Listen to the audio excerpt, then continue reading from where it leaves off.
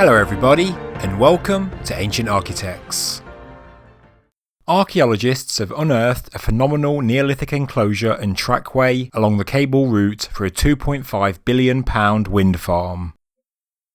Experts have said that the large ceremonial complex in Suffolk is a discovery of international significance, and I'm happy to read that on the back of the discovery, Scottish Power Renewables is altering the 23-mile-long cable route around the area to protect the find. The site at Woodbridge is one of 50 excavation sites along the cable route, but it is certainly the most important discovery.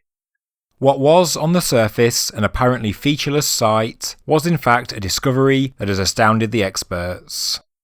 When the topsoil was removed, clear spring water bubbled up from the ground, and with it came massive, perfectly preserved timbers. At first, the archaeologists thought they were medieval or even Victorian in origin, but as they excavated further, they were too deep within the ground to be that recent. As the timbers came out of the ground, archaeologists also uncovered massive horns and the skull of a auroch, which is an extinct breed of giant cattle. Because of this, they knew the find was ancient. Some of the timbers were stake posts with sharpened points, and tool marks were still visible on the wood. The timbers have been dated using carbon-14 methods to 2300 BC, but there are timbers much deeper within the ground which must be far older.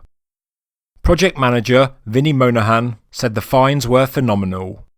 The site has a perfectly preserved walkway, and in places the wood is as good as the day it was placed in the earth. Monahan said, "You can see tool marks and the differences in handedness of the people, whether they were left-handed or right-handed. The Neolithic trackway, which has evidence of being repeatedly restored and renewed over decades and probably generations, seems to have led up to a level timber platform, with spring water deliberately channeled to surround it. In its day, it would certainly have looked spectacular." From the platform, objects were dropped into the running water, including pottery, metal, and the auroch skull. Interestingly, a auroch skull was also found in the ditch at Stonehenge, which I am certain was once filled with water. Was this some kind of ancient ritual? At this site in Suffolk though, the skull has been carefully shaped, either to fix to a pole or to be used as part of a headdress. What makes this skull even more interesting and significant is that the skull was already ancient when it went into the water.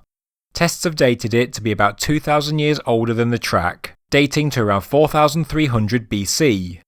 There were also masses of white pebbles found that were not local to the area, so had to have been brought to the site specially.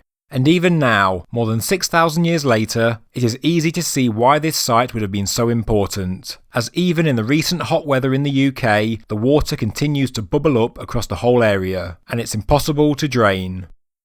A natural spring is the perfect location for ancient settlements or ceremonial sites, but maybe historians should have known that something special was lurking beneath the surface, as the old name for the field was Seven Springs. It has always been an unusual and significant site.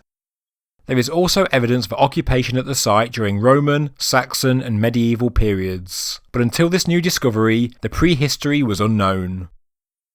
I, like many people, hate to label ancient British sites as ritual or ceremonial, as I have long believed that this oversimplifies our ancient ancestors, but in this case it is unavoidable. This is because there is no sign of habitation at the site. It was a site where people went for a purpose, and the finds, such as the fashion auroch skull, certainly point to ceremony. The reason why this site is of international importance is because finding preserved organic matter more than 4,000 years old is extremely rare. Experts have even identified apprentice marks on a piece of wood before a more experienced tradesperson took over to complete the job. Archaeologists have worked out that when the trackway was originally laid, the site had already been important for at least 500 years. The site is what we call a causewayed enclosure, estimated to be about 4,800 years old, which makes it early Neolithic.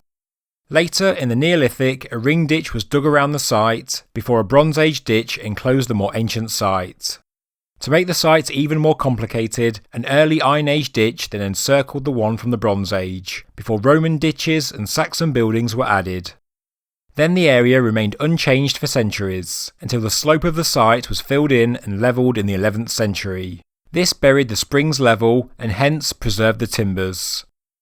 At present, it is not clear what the complex was used for specifically, but there are indications it could have been ceremonial. The finds suggest it was a special place, venerated for thousands of years, with people occupying the site for millennia. In the Neolithic and Bronze Age, there was a great deal of focus on this part of Suffolk. Mr. Monahan and the team of excavators have said their goal was to make the site visible, and somewhere for people to explore the prehistoric landscape of Suffolk. The artefacts and timbers have been removed for further study, and part of the trackway will one day be displayed in a local museum.